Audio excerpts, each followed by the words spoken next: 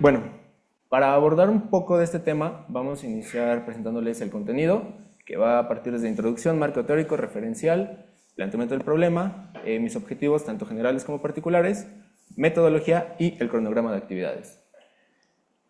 De manera general, el sector económico en México está muy diversificado.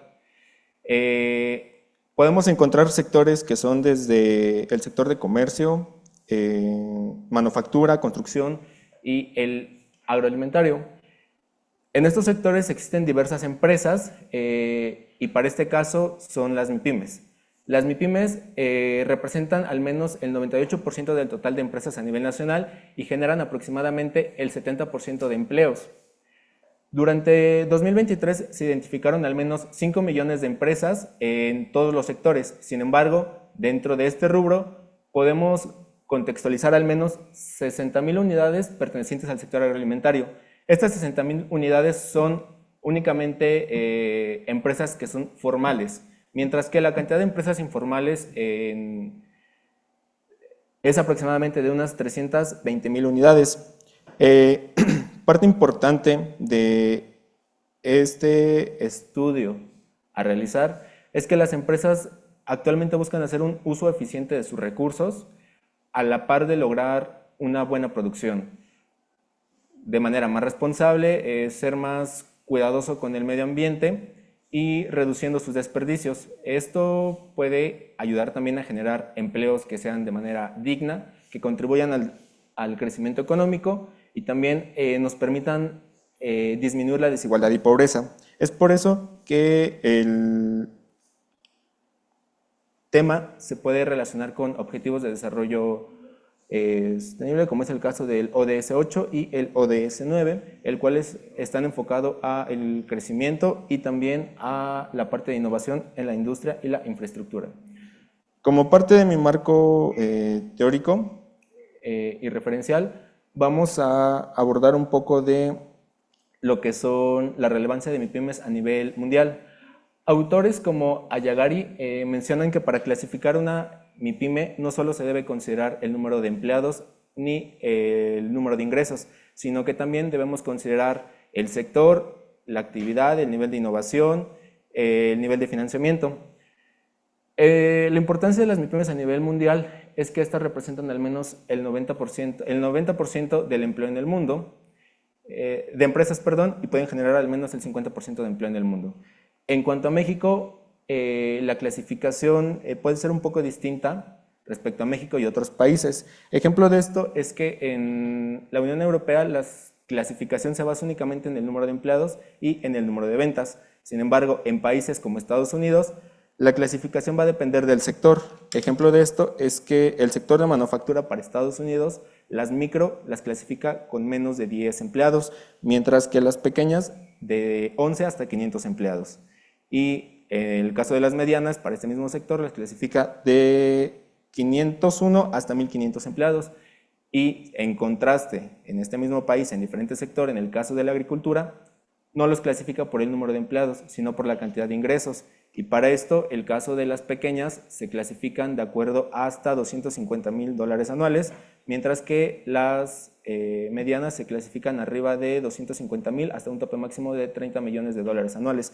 En el caso de México, la clasificación varía un poco, puesto que se consideran 3 tipos de sectores a clasificar: comercio, servicios e industria. En el caso de la industria, la clasificación va para las MIPYMES, en este caso las micro, de 0 a 11 empleados, para las pequeñas de 0 a 10, perdón, para las pequeñas de 11 a 50 y para las medianas de 51 a 250.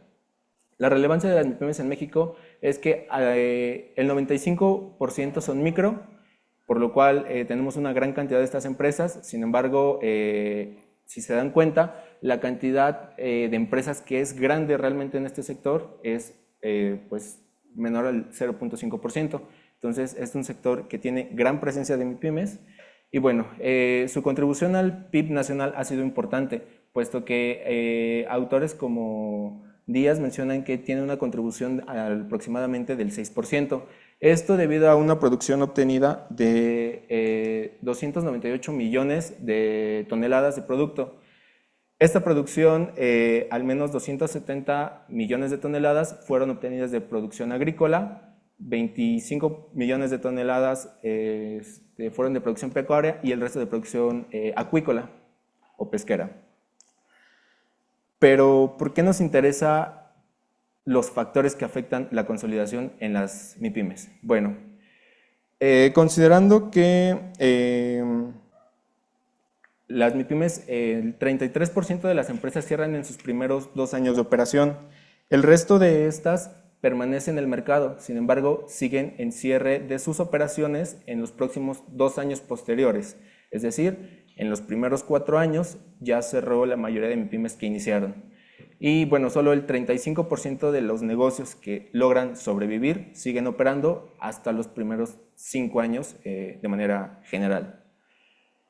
Dentro de una revisión de literatura que se realizó durante el primer curso de seminario, se identificaron ciertos factores, como lo son el acceso a financiamiento, la innovación, los apoyos gubernamentales, el acceso a mercado, la interacción con diferentes actores clave que pueden facilitar el desarrollo de las empresas. Ahora bien, respecto al financiamiento de las MIPYMES, únicamente hablando del sector agroalimentario, podemos encontrar que solo el 10% tuvo acceso a un financiamiento. Entonces, considerando el financiamiento y considerando que quizá el acceso a financiamiento es parte fundamental para que una empresa pueda tener capital y recursos para innovar, esto puede influir en que las empresas que tienen una mayor capacidad de innovación pueden permanecer en el mercado, diversificar en sus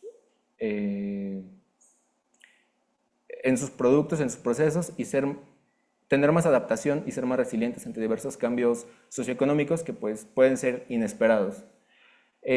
Un punto a resaltar es la tasa de natalidad y mortalidad de las MIPYMES de este sector, pues como podemos observar, la tasa de mortalidad en las MIPYMES del sector agroalimentario es entre un 15 a 20%, mientras que la tasa de natalidad es menor de un 10 a 12%. Entonces, el hecho de tener un poco acceso a financiamiento, dificultades para innovar, permanecer en el mercado, nos deriva en de qué manera factores como el financiamiento, innovación, habilidades de directivos y la participación en el mercado influyen en el crecimiento y la consolidación de las MIPYMES de este sector. Mi objetivo general, o el que se ha planteado, es analizar los factores que influyen en la consolidación y en la consolidación y crecimiento de las MIPYMES de este sector, siendo principalmente la zona de estudios, los estados de Estado de México, Hidalgo, Tlaxcala y Puebla. El hecho de elegir estos estados es debido a que estos estados, de acuerdo a datos del INEGI en la zona centro del país, estados como Hidalgo, Tlaxcala y Puebla, junto con Veracruz, representan casi una cuarta parte de la producción de frutas de manera nacional. En el caso de Hidalgo y Estado de México, son estados que cuentan con una gran infraestructura para seguir desarrollando la parte de transformación en cuanto a productos. Cuentan con una buena infraestructura de parques industriales y bueno, Puebla es uno de los mayores estados con cantidad de MIPYMES junto con Jalisco, y contrastarlo con estados como Hidalgo o Tlaxcala que siguen en crecimiento y tienen bastantes oportunidades de seguir desarrollándose, puede ser un contraste interesante que nos permita observar ciertas comparativas o ciertas condiciones que puedan influir en el desarrollo de las empresas. Bueno, en cuanto a mis objetivos particulares, el primero va a ser identificar los factores que afectan en el desarrollo de las MIPYMES. Para esto nos planteamos la siguiente pregunta de investigación. ¿Cómo es que estos factores, cuáles son los factores que afectan el desarrollo en general? Y nuestra hipótesis correspondiente es si el desarrollo realmente se ve afectado por el acceso a financiamiento, la interacción en mercados, bajos niveles de liderazgo efectivo por parte de los dirigentes y una escasa innovación. Como segundo objetivo, se ha propuesto el analizar el impacto que tiene la informalidad, el financiamiento, la innovación y el liderazgo.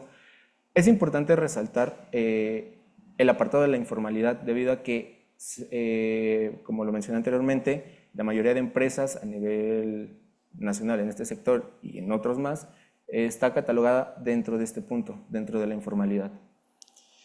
También buscamos poder saber cuál es el impacto de estos factores en su crecimiento y poder entender si el crecimiento y la innovación se limita por el liderazgo y la informalidad de la empresa y si estos influyen realmente o no. Como tercer objetivo general, poder proponer estrategias que puedan ser útiles para el crecimiento de las pymes, para que éstas puedan optimizar su crecimiento, con el fin de que puedan generar mayor desarrollo empresarial, puedan tener un mejor acceso a mercados, mejorar su competitividad y que les permita establecerse de una manera más adecuada. Y bueno, pues nuestra pregunta parte de qué estrategias se pueden implementar qué estrategias se pueden implementar para mejorar su crecimiento y su desarrollo. Y pues aquí, considerando los diversos factores que previamente se mencionaron, se plantea que el diseño de una estrategia va a estar directamente influenciado por el liderazgo que tenga el directivo y a su vez esto va a influir en factores como un acceso a financiamiento, generando innovación o generando una mayor competitividad. Parte de la metodología es la delimitación de la zona de estudios. Como se mencionó previamente, estos son los estados a identificar. Esta es la región. Y bueno, dentro de esto se van a identificar empresas de este sector.